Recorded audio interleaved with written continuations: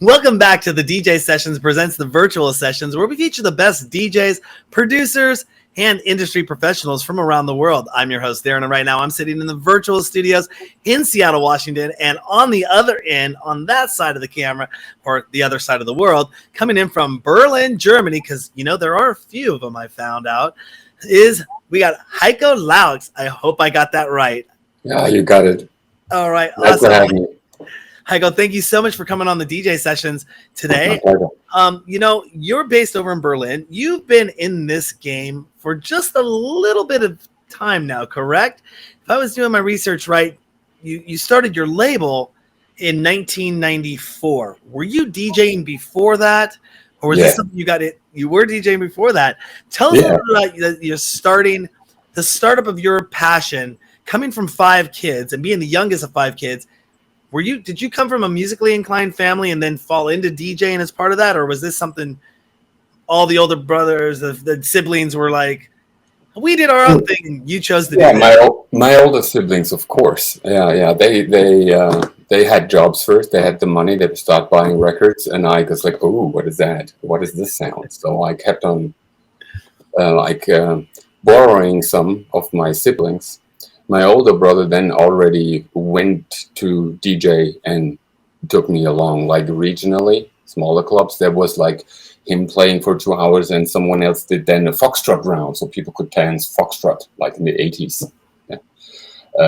And so I started to share collection with them, with my brother. And so it's just more capacity to buy more records. I was enthused. I jumped into it entirely. My family, not so much. They have been looking for an outlet for me and didn't understand my demands, right? So like I didn't really like a regular, like a piano sound, like a real grand piano sound. Yes, this is my thing. I would love to learn, but like a regular one to start with, I didn't want to. I can have a violin, you know. It's like I wanted a synthesizer. You know? So I needed tape deck with a hard touch to do dub mixes and stuff, and like so I could manipulate and So that's but my parents were like more get a real job, you know, this kind of thing, and they put me into a marching band with age 12, and I think that sometimes still shows in my music. I think that I had like snare drum to play in a marching band, and you know. And I learned maybe age 10, I learned maybe one march, and then we went to a festival and we had to go parading, and I played just all the pieces just out of my memory. I heard them like twice, and then let's go. And it's like, oh, that's good. You can now play everything. At what age did you play your first DJ gig? Like in a club, or did you start out maybe playing obviously in your bedroom, like most people start practicing in their bedroom, but what was your first club gig, and do you remember that? A club gig. A Cornerstone, I remember, not even having started the label, I ran a bar named Kanzleramt as well. Mm-hmm. And that started even a year earlier. And then, you know, some of the artists walked in there. It's like, oh, it's great. We have now a place here. And that made it possible to start the label. And in 93, I had only because of this, I had the bar. It was listed somewhere. I got asked to play in Mulhouse and in Basel. And so like the 3 corner countries. So I had a German gig and then rode over for the after hour to Mulhouse, France. Right, so I had one night in 3 different countries in 93, like to play and to perform. One night, yes. No, this is all very close by. It's like 20 kilometers over, and then you're in France, and then there's the after hour. So you play some more in the after hour. So and then going with it by car all the long distances and something like you did in the 90s. Yeah. Mm-hmm. Yeah. So this is a cornerstone. Yes, if I really have played clubs before, regional, yes, but it doesn't really count to that standards, I think. And when you were running the bar, the pub, and then running the label, and then you started DJing, when did you kind of make the transition? Did you ever become a full-time DJ? Like, okay, this is now my career, and or did it take some progression, like running the label, running the pub, and then later on down the line, it all came together and you were able to do it as a full-time job? I think I stopped my job in '92 to do this, and then I was a bit confronted with the business end of the label. So I started also working, I think 3 days a week at Neutron distribution out of Offenbach near Frankfurt at the time, which gave me, how do I do promotion, how many white labels I need for promotion, and how to connect it to pressing plants and all. They wanted me because I have a background in wholesales, and then there's like, oh yeah, someone has a qualification and is into this, we can use them. So this is how I ended up there, and it was a lovely period. I have to say, it was Ricardo Villalobos in the warehouse, then and he would just like collect the records for the stores and compile them for shipment, and then tear up the empty boxes, and then sometimes we left for a drink or so. No career started yet, and some more. And you started your label. Please, I hope I get this right. Kanzleramt.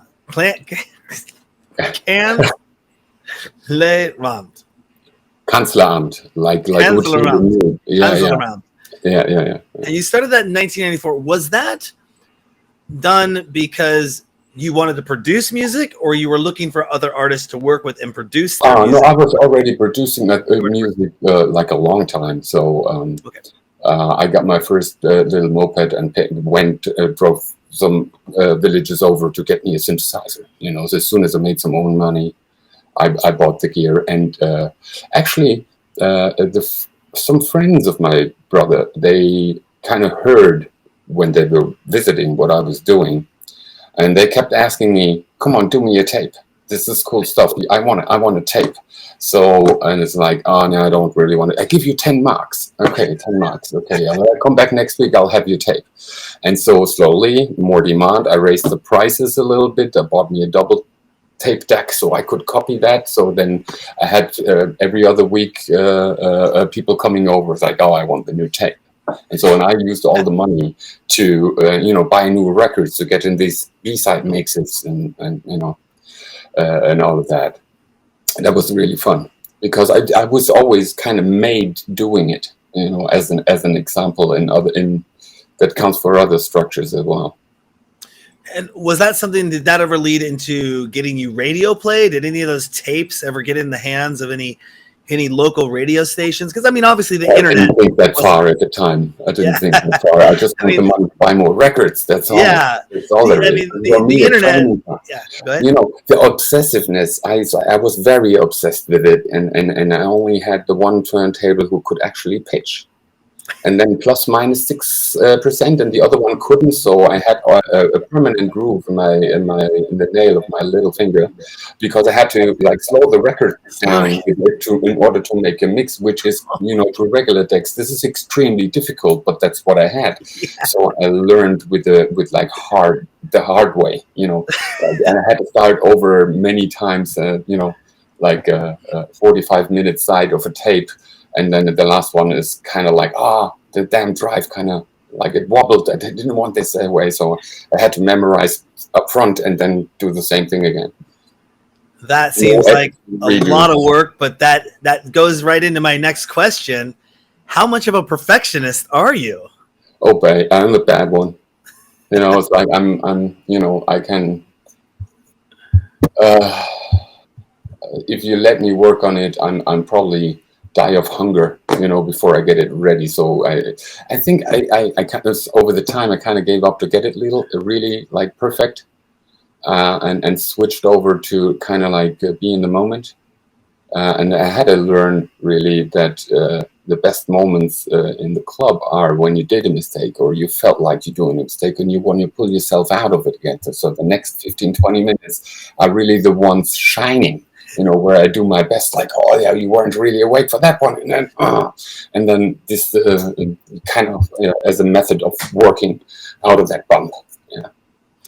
And do you, when you make a track, do you go out there with the intention of making it popular, or do you make it just to satisfy yourself, and success is kind of a nice side effect? Most of the times I don't have a target really. I just start fiddling with something, and then this could fit along. This could fit along. I'm very much of the comping end of thing, or like I think I also like the super collider method, like where stuff collides on your board, and then it's having this energy. It's like, it's mysterious. Like I want to work with that, and it's. And so I follow this trail. I am much more productive, I have to say, if I do have a grid or keep one in mind. What do I want to do? So I had a nice night being out, and the next day with this kind of grid for that kind of floor where I've been. It's like I want to do it for that. They turn out to be the more popular tracks, I guess. Mm-hmm. But that's the only thing I have in mind. Is just want to capture the energy, and then I'll go to something similar. What I think I've taken away, what little detail made this special energy. And I mean, starting out in the '90s, you definitely came out of a hardware. Yeah, absolutely. Hardware. What's the word I'm looking for? Not hardware genre. A hardware era. A hardware era. Do you still continue to this day with the same hardware setup in your studio, or have you transferred to software? Mix it up totally. Most of it, I think, at this point, all my mixes have been, with the outboard gear, has been captured audio already, and so I can manipulate it further. Mm-hmm. Do you ever make any music that's outside of your genre that never gets released? But up to now, I almost kept it for myself. When in the Kanzleramt history, I did offshore funk as a project, which was more in the fusion-y jazz area. But also like the early 2000s, like 909 drives and a little tribal, but the fusion harmonies. And so on, and I had a nice studio neighbor, Theo. He introduced me. He's like, you can do that, and if you want to, because he is, he studied on the saxophone, so he has this educated background, and he's like, if you want to do it this way, you can arrange it that way. And so I opened up this world which I basically called song mode. So techno and doing tracks is like really track mode, in the way this collision works and produces an energy. More than the sum of its parts, and I was like, this is mesmerizing. I need to frame it somehow and make it, and then I'll make a track, right? Like this element somehow lives, shines, and dims away, and I want to frame it. So that's then a track. And in song mode, I go like, I need another chord to fill in here, and I so often get stuck writing it, and I'm writing like way too much stuff, and then I don't know. Then I'm comping it down, take the gems, and then I'll have a mood, like a mood board moment, and so on. Then I know how the song will be. Mm-hmm. And do you feel that the line between DJing and producing has gotten smaller over the years? It used to be, well, I mean, you hear from a lot of people that there used to be producers and there used to be DJs. Now a lot of DJs are producing. A lot of producers have become DJs as well to promote. It's kind of like, is it now one and the same, or do you still see a separation between the two in the industry? Well, if I think back on the non-techno stuff, I've just finished like 9 tracks of that. That's impossible. I'm not a figure for this kind of music. Like I wouldn't be expected to DJ then like downbeaty things or something.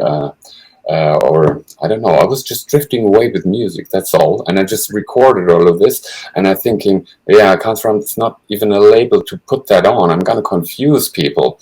So I'm not sure what to do with it. And I'm just in the process of organizing all of that. But what you were saying is more, that is just more successful in the way this works. You know, the DJ goes out, travels, the producer sits in the studio, and so not necessarily the same thing. If that is one of the same person, you show your face everywhere. When you play good sets, including your own music, you create. You know, this is how this is balanced in a way, and this is if you can do both, you're lucky. You find the time to do both, from what I understand. And, you know, when it comes to, you know, promoting yourself and, you know, what have you done or what have you seen with the change in social media becoming so prevalent, so much of a necessity now for an artist to have? I mean, you didn't have social media in 1994, in 92. No.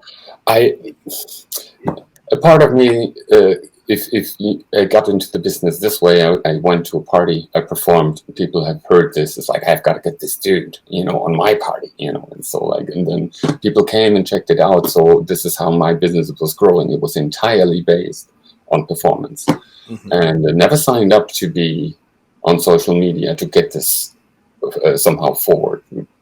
If you look at my Facebook page, it's bloody boring, you know, I'm not posting much. I kind of somehow lost the drive. I'd rather be in the studio, you know, where this topic goes, right where I have, let's say, the most headroom of everything, you know, so I can. So my agent is sometimes furious with me because I'm a world-class procrastinator in posting things, you know, and then there's like, oh, it's over, I didn't post it, sorry, you know, so I don't know. I know nothing about trying to motivate DJs to make social posts about things. No, we have our resident crew, and you know, I love them to death. And then, you know, one of the biggest things that I stress on them that they can do to help promote themselves nowadays is get on the socials, use the hashtags, go into groups, go into forums, talk to people, and build your brand online, because the industry now has shifted in a sense where I hear a lot of booking agents will go and say, okay, you want to be booked? Let me go check. What are your Instagram numbers? How many TikTok followers do you have? Well, that happened to me already 10, 15 years ago. Like, then that wasn't enough Facebook. Let me know when you get to 30,000, I'll book you. It's like, exactly. I tore your venue apart like 10 times, right? And so, like, I don't know. It doesn't. I just want to create, you know. This is and I mean, sometimes some of the DJs they offset and they hire social media managers to come in and take care of that for them, which is great. It's all part of the marketing, the show business. I mean, if you had a press kit and you're out there and you're trying to put it in the hands of people, that was the old have a really good EPK. You probably heard that term back in the day, you know. Electronic press kit, and you try to make that and get it in the hands of everyone, and then came the flash drive stick or it got tapes, and then it was CDs. You try to hand those out at the club to everyone, and you get the promo CDs, and there'll be some great mixes and stuff you'd never hear. But now with things like SoundCloud or even the DJ sessions, it's one of the reasons I started the DJ sessions was to start an online live streaming platform that DJs could come and do their mixes, and then it would live online. And they could use that as a calling card as part of their electronic press kit to reach people and say, this is what I sound like. This is what I look like live.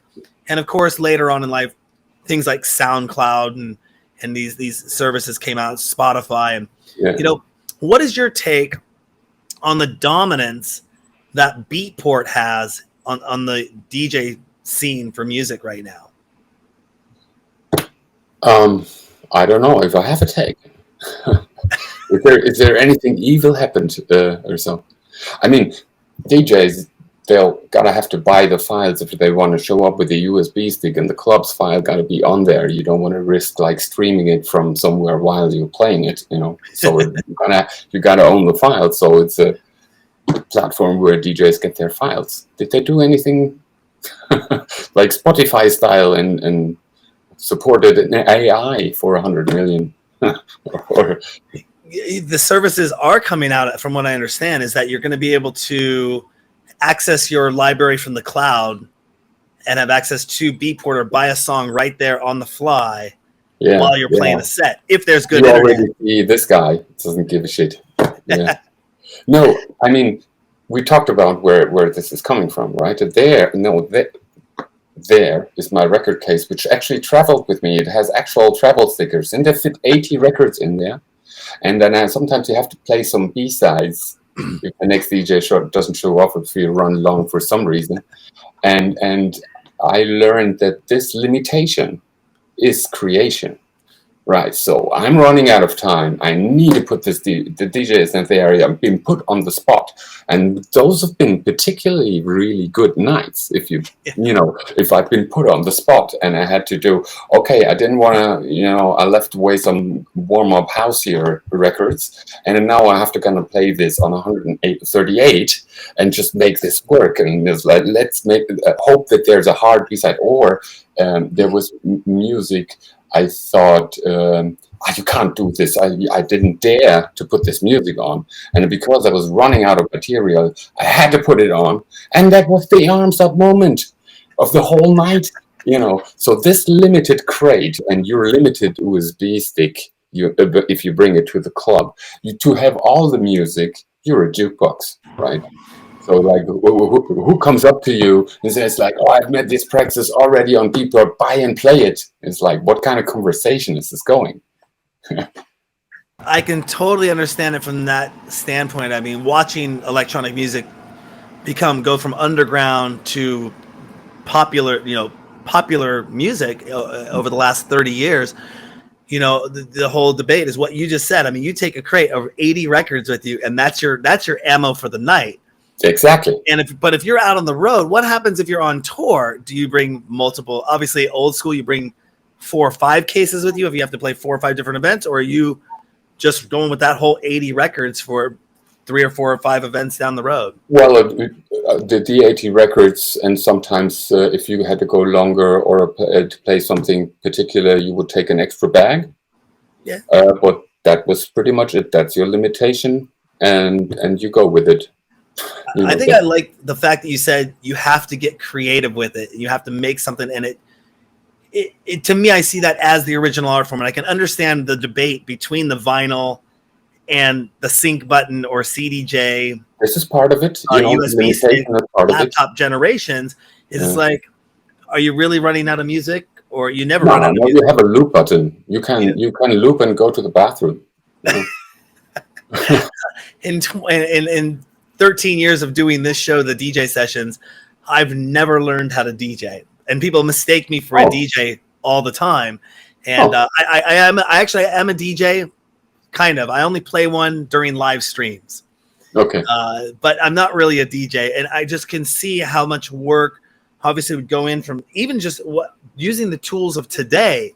There's still a lot of work, but like you were saying with the vinyl, if you're on a bad track, you had to have your finger purposely. Yeah, my broken fingernail was proof of it for like a long time. I mean, that is amazing. And do you request every set you do is always vinyl, no matter what? No, that was the way to go. Like it's 90s. You had a CD player, but it was like rack mounted, and there was one company who had it with pitch, and the other one that had it without pitch. So you had to adjust coming from the record in order to mix in the CD, which I am totally capable of doing because I learned it the hard way. But currently, if on your writer, do you request like Technique 12s on your writer when you go play, or it's all digital now? No, I'm coming with my USB stick as well. See, this is like you can't. So I wrote tons of music, and I played like a set in Blau recently, and I had like at least 10 unreleased tracks of mine in that set, just so. And then I didn't press them up to vinyl, and so this is only possible if you bring the files. I transitioned in 2005 because my precious records did never return to me after a direct flight from Düsseldorf to Berlin, and I had archived, I think, the most of it. It's still a hard loss, and then I transitioned to the Serato system. So I had the files, but I still was using vinyls. And then at some point I didn't bring the vinyls no more. And then at some point I didn't bring my computer no more. So I wasn't.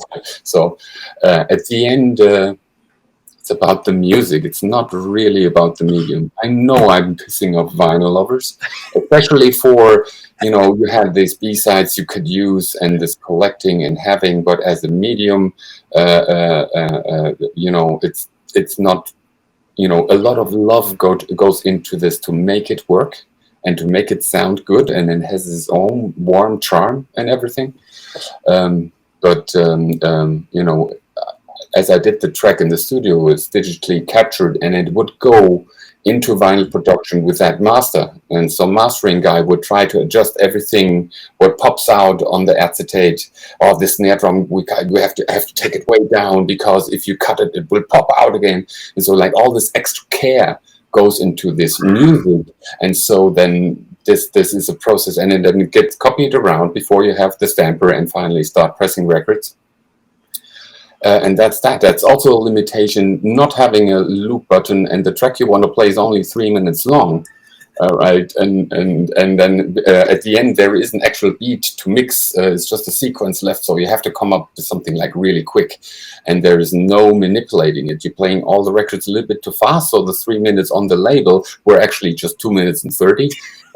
And so on. You have to see also limitation and pressure and being put on the spot, and this is trying, I think, So I guess when it comes to 3D printing vinyl, that probably will never happen because of, like you described, the mastering process of making sure the needle doesn't pop out of the groove. That would have to be a perfect mix in order to get it a 3D printer to make a vinyl record that you can play in the show. Now as you mentioned it, you had to memorize every record, like how loud it was, and if it was like somehow the pressing wasn't right and it was making a little soup dish, and then you were highly likely to absorb feedback from the room, so you could only play this record with a quarter of the bass anywhere pretty much, and then other records they had a decent cut and they would lie solid on the deck, and then you could crank a lot of bass, and actually play with the feedback from the room picked up from the needle to make it nice and boomy and warm. That's in that sense, because you always have the needle picking up the audience and the vibration of the room back, you manipulating the room with vinyls in a different way. And I also said, like, the deck in its form is like an instrument to me. I learned to play. And speaking of getting that sound, what was the description you just used? The sound that you guys, that bassy, you just described a sound in the room. Well, if you put the needle on and don't have the record spin, and you would just tuck on it, you hear what the needle picks up on vibration. So, and I have old sets from the 90s recorded where you can hear the people scream on the recording through the needle. Transitions comes through the vibrating of the vinyl, giving it back to the needle into the recording. So you're muffled down, of course, but you do hear people freak in recordings, and there's no open mic. That is awesome. And so in this sense, you're manipulating the room. You're playing with the energy from the room. In this case, is you pick up the sonic waves in a muffled down version. It depends on how good your needle is, and so. That's true. Yeah, definitely. And does playing to a bigger crowd satisfy you more, or do you like more small, intimate vibes where you can kind of control the room and see the people you're playing for? I'm more of a club DJ, I think. I of course I do festivals, but it's been always more. The clubs is where it's bred, actually. And if I have a lot of people in front of me, you kind of stick to the plan too much. You don't want to you avoid being put on the spot with all cost. So, and then for bigger crowds, the sets are smaller. So you play really what you want to play. You fast forward and then, that's easy to mix on that. And that's easy to mix on that, and then and this is more like cornerstoning a smaller set. And in the club, you never know. It's like, you want another drink, you go a little longer, and then you kind of like start experimenting a little bit more, and you can challenge the crowd a little bit more. I remember like 96 or 97, must have been 97, I had like a very transy DJ playing at the Ovum in front of me, and I didn't like it one bit. It kind of was like spilling my day. I had Jeff Mills' waveform transmission loaded, or it's like really like I wanted to play this like harder Detroit style, which was very new and fresh at the time and hasn't been played out like in Frankfurt a lot. And I was the sweetness just got of me from the trance. It's like, no, I don't want people to somehow go with that. And it had all this like girly thing on the dance floor. And I picked Rockwood Elimination, played the album for half an hour, almost all tracks in cuts. It just kicked from feet, click, a rim shot and a hi-hat, and so like and a 101 sequence, and that's it. And then of course I wiped the dance floor entirely. Like I didn't want to see these people dancing to trance and then to my music. I'm not that radical anymore, promoters. Yeah. So, but at the time I saw like this was I was confused. I was all sweeted up till I couldn't take it anymore, and then I did that, and the night manager came, like he gave me the eye. It's like, yeah, I know, but there's other people there. They're waiting for the tunes I'm about to play. And then he came back like 2 hours later, bought me a big joint and a big glass of vodka. And the club was exploding. Yeah. Oh, awesome! I can't remember like intentionally. It wasn't in the other DJ's face. I couldn't take the sweetness no longer. Speaking of working with people and doing events and working backstage, meeting people, I mean, you started almost 30 years ago, roughly. Yeah. Who's been your biggest influence when it comes to your career as an artist, and why? Like on a personal level or artistically, or wow, let's go personal and then we'll talk artistic.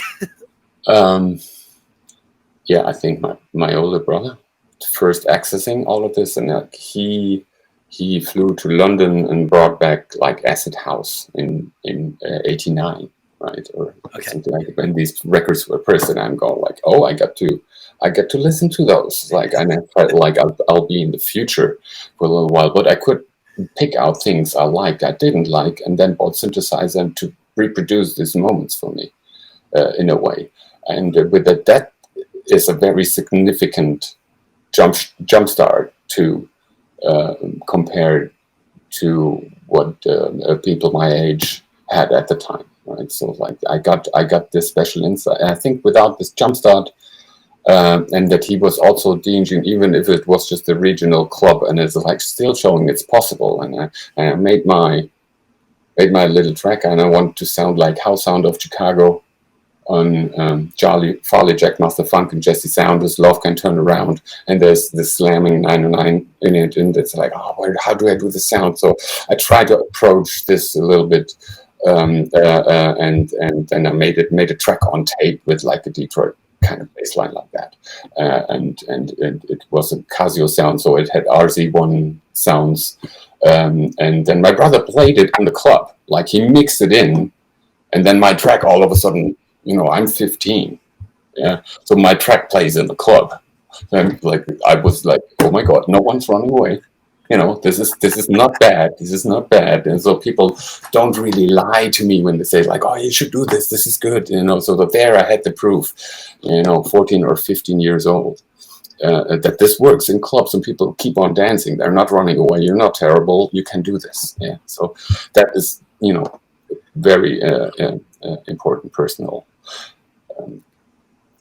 of an influence. My parents, they are excused at this point. I never got the support I needed there. So like, it's all forgiven. They did great. They did great. I love them. Musically, everything swapping over at from Detroit at that time. Like we're talking right at that time, the hard house stuff. First, it was IQ stuff. It was very mild, very transy, and then trance actually came up like there. And hard house was very much too sweet. And then I realized there's import records. You know, there is Jeff Mills and Robert Hill producing and going like, oh my, why are we not doing this? Am I feeling alone? Or just the Detroit guys, they're feeling like this? Like, how is this all connected? How can they reach me inside and give me that energy? And, you know, and then I wanted to pump it out on the other end and like listen to a track and it's like, oh, and this has to be loud. And just, my parents hated me at the time. were they pounding on the ceiling? Turn that down. Turn that down. No, I think I've been music obsessed, so that didn't really come as a surprise to them. I overdid it at a few times. I think next Christmas I have to write an apology list. And I had no idea on how to install the speakers correctly.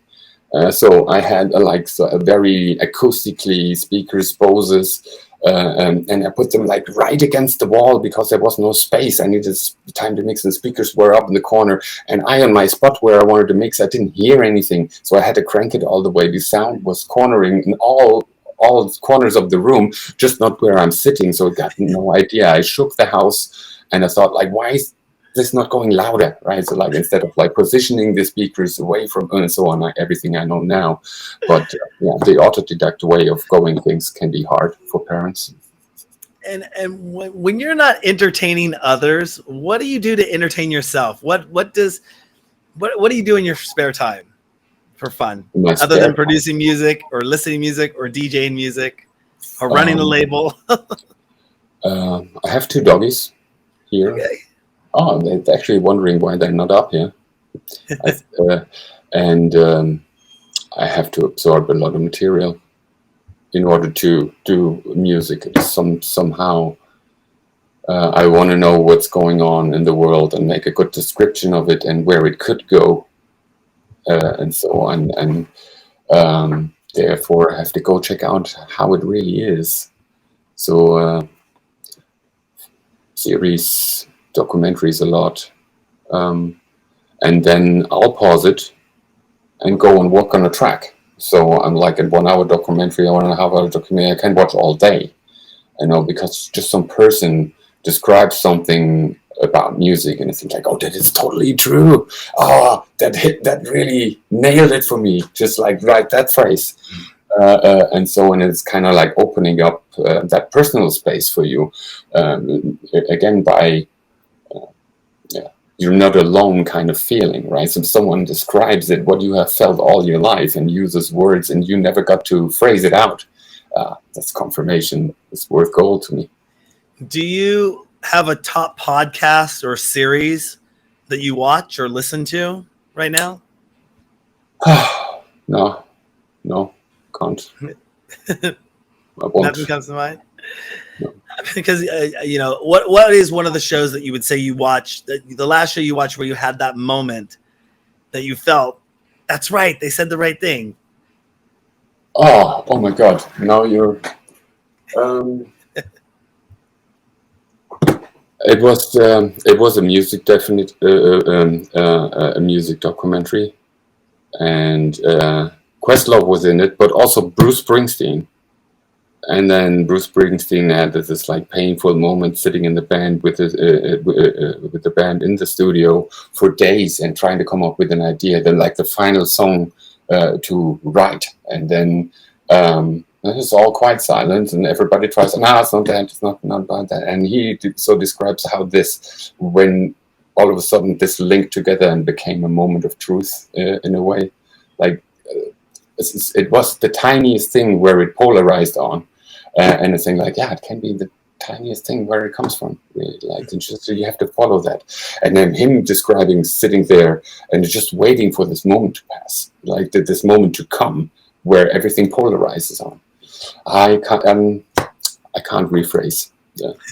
Paraphrase badly. I just interviewed somebody who does a Bruce Springsteen podcast, who follows Bruce Springsteen all over, like everything about his career and everything he does. It was very interesting to talk with him. Speaking about events, though, coming up, you have a couple events coming up. Have you been doing events, or is this something that I've been doing Kata Blau after the lockdowns here in Berlin, which sensationally, I have to say, it was also the last show I played before the lockdowns in 2020 March. I played showing like the next week later. The news was like, we had a super spreader event at Kata, blah blah blah, and so like how they were going after the clubs and then shut everything down. And then that was the first thing I officially played, like with full capacity, and it was fantastic. It was very extremely liberating, I have to say, because first of they're not like a techno club really, and I felt especially honored to be booked for. We're trying a techno night, and then I was booked, and then I was the only one for 2 years, and then they booked me right again, like there. And as I was told, the bar has decided, that they're like, techno guys come in, they're like, no, they can't come back, and I was allowed back. So that's very much from a consumer point of view. I will go to Belgium in June. I wrote the 21st of June down. Rockeril is the club where Fabrice Leek will be there. I think he's like initializing behind all this to get me there like every other year to play. And then there's Drum Code Night in Malta. It's with Joel Mull, Steve Rachmad, and so on, like before. Patrick Zich. And I'm looking forward to that. It's going to be lovely. Will you be attending ADE this year? That's October, right? That's October. It's a little ways out. I don't know. I haven't booked flights yet. Is it going to be okay to go? They're looking like they're moving forward. We've booked our Airbnb. We're planning to be over there. We're really super excited. It'll be my first visit to Europe and my first time going to a music conference. Well, I can't say no. That's not true. You picked the right one. I went to Winter Music Conference in 2009. I had a great experience there. Yeah. But this going as the DJ sessions will be our first time going to ADE this year, and we're really excited for it. We have some kind of secret things in the works I can't talk about. Working with the event, it's really awesome, and I'm asking the question because I'm gonna look forward to meeting so many people, shaking their hands, saying hello, giving some hugs. You will all day. I mean, 400,000 people. That's all you do when you're there. Like, that's you. Like, shakes and have a drink and you give hugs. What's crazy is our planning board for it kind of keeps going, we're going to do this big, huge thing. And then it's like, okay, we're going to do this smaller thing. And we're like, maybe we'll just hang out. Maybe we'll just get there, and then see what happens. That's kind of our plan, and not try to over plan it too much and go too crazy, because it just sounds like it's one of the world's most illustrious, biggest music networking kind of festivals in the world. It is. Yeah, I've never been there before. There's plenty. There's so many venues. You just can, hop from one to the next, and you just meet the people out. There's a lot of friends always coming out, also going in, and so there is not many boring moments to pass. So just I'm lucky for you if you get to see it. Thank you. Yeah, I'm super excited. I've been many times. I've not been, obviously not the last years, but I think I've been some like 10 times in a row. And so my agent is from Amsterdam, so I don't know.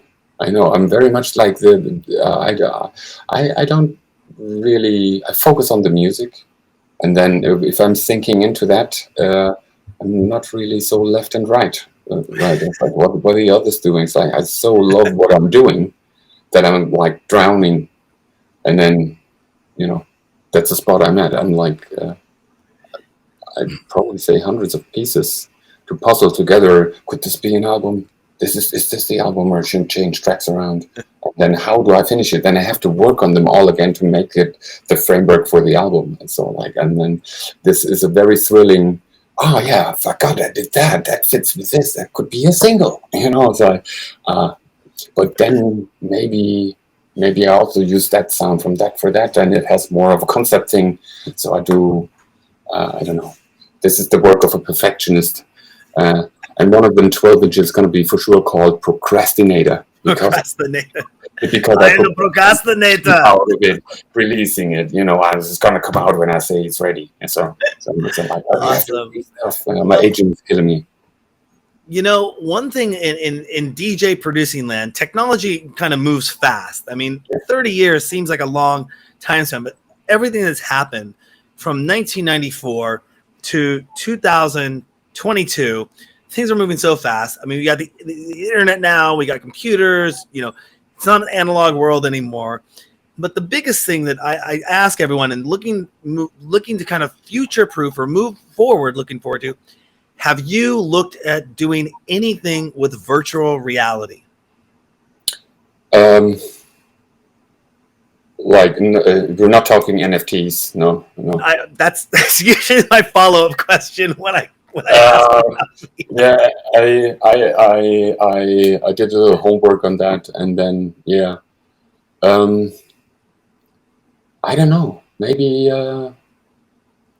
if something interesting comes along, yes, I would need to be challenged for something. I feel up for all kinds of things.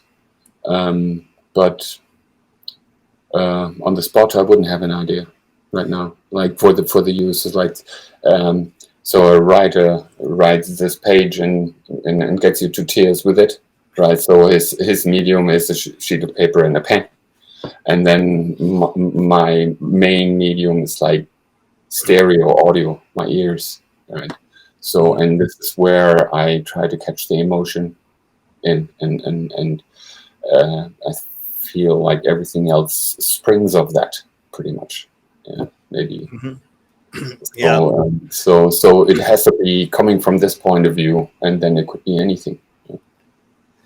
Yeah, we definitely. I've looked and always have been a first mover with technology ever since I started doing public access television shows in 1992, and then moved into broadcast television, and then moved into podcasting, live streaming, and obviously the internet, having a website and all that out there, and then social media.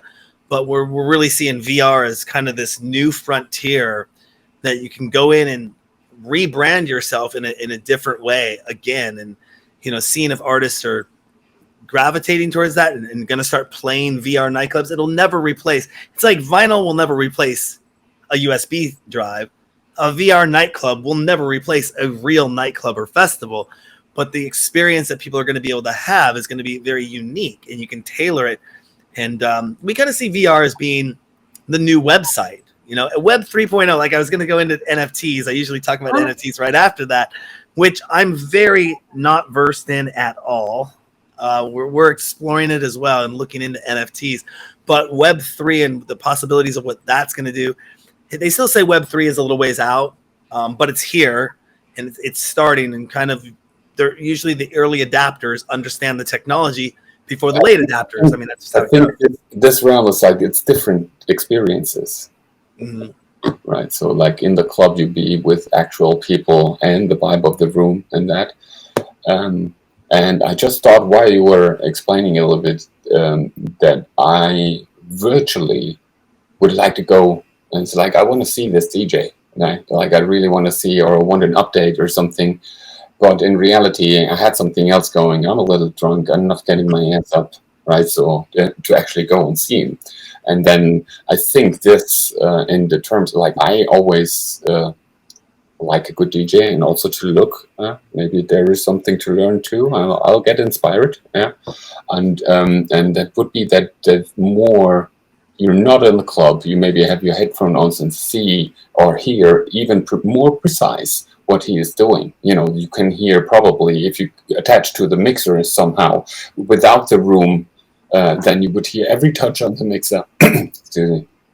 And then you could like that would be a great joy for me to see, not only for analyzing, but also like yeah, that I would have done the same move, confirmation, right? So like, and then that is a good thing to know, that your heart's at the right place, like, and then what you're striving for, others are striving for as well. I think what you're describing is the next step of virtuality, or what's coming out, is called augmented reality, or AR. And, you know, where you see DJs that are live streaming right now, I could go to a show and put on a pair of glasses, and they could have those cameras all over the boards watching what's going on. And I could see that view while seeing the live performance. I could see the overlays of those monitors or those cameras watching what the DJ is doing, you know, and then that could be the live stream that's also going out as well. And I can see the chat room. It's going to get pretty crazy here in the next 5 years. We're really super excited to see what happens down there. But overall, 30 years, about 30 years plus in the electronic music industry, what is your ultimate goal as a DJ, producer, label owner? Wow. I haven't really thought about that.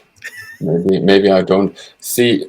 The label was already like big in 2003 to 5 and so on, and it was a complicated procedure to run, to build all that, and so I'm happy when I'm in the studio. I can produce, and I'm happiest when I'm like a medium-sized club, you know, somewhere between 400 and 800. That's the perfect work spot for me. And then the energy is usually what the audience brings, right? So like if they come with an expectation, and then you get to fiddle with it a little bit and see where it possibly could explode and such, and then you can analyze, you can feel that, and then this is like, where do I go from there? This is what makes me happy. You know, I don't know. I don't have that fantastic vision of success. It sounds like you're already living the ultimate goal. Yeah, the ultimate goal. Yeah, if I strive for something like that, I probably fail. Right? So like, and not because I'm not trying hard enough, or I would have too many stupid ideas to stray away from, you know, what my heart tells me to do, you know, to write and music or to perform. So like, as you getting off the trail a little bit, I would be angry with myself. Well, I just keep doing what I'm doing because I love it. Well, you know, is there anything else you want to let our DJ Sessions fans know before we let you get going? Yeah, well, Kanzleramt.com, of course, new releases coming up, and HeikoLaux.com is in bad shape right now. I didn't service it so well. I had this great idea to have the YouTube videos embedded, so you could have it like a record and then have a window and then click next track, and therefore you had to embed playlists. And then they say this is no longer appreciated, it is depreciated, they said. So the playlist function is gone, and so all my videos look empty, like, because they wouldn't display it anymore as a list. So I have to make sense, right? So if they watch the videos commercial free on my end and can hear the video, they can't sell their ads. So it makes sense from their point of view. But I'm like, oh man, there's this Clubhouse release, and now there's not even one track. It says not available, and it looks really bad on me, but you changed the rules. I haven't got a decent idea to come up with that, but basically a lot of catalog to hear on those pages. Awesome. And what was the website one more time? The label site? Kanzleramt.com. This is up to date. Is for the label, all the releases, all the artists, and HeikoLaux.com, easy to remember, like it says in that corner. It's one of our little tricks we can do. Well, again, thank you so much for coming on the DJ Sessions. One last thing before we let you get going. You sent us over an exclusive mix for the DJ Sessions, which we'll be getting into rotation, getting it up there soon, and getting it into our shows. Thank you so much, Heiko, for coming on the show today, or actually this evening for you. The set entirely for you, and let me know where you put it in, and then I'll share. Absolutely, and we'll be following up with you here. We'd love to stay in contact with you, and keep See things you on going. AE. So Berlin is worth a trip as well, you know. We'll have to see. Oh, you're here. We'll see if I survive Amsterdam first before I can go over to Berlin. But you know what? I got my new passport or renewed passport. First stamp going in is Amsterdam.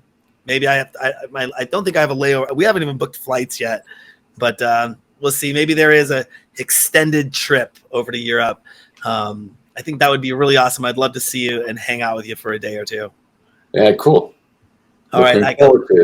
Oh, I need to go too because it's getting. Yeah, I closed the windows. It's boiling. I'm under the roof. I'm boiling. It's like 30 degrees out there.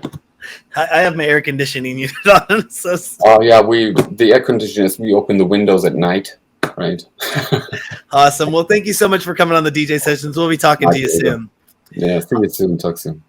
On that note, don't forget to go to our website, thedjsessions.com. Find all our socials there: TikTok, Twitter, Instagram, Meta. Our virtual reality nightclubs. It's all there at thedjsessions.com. This is Darren coming to you from the virtual studios in Seattle, Washington, with Heiko coming in from Berlin, Germany for the DJ sessions. And you know what happens on the DJ sessions? The music never stops.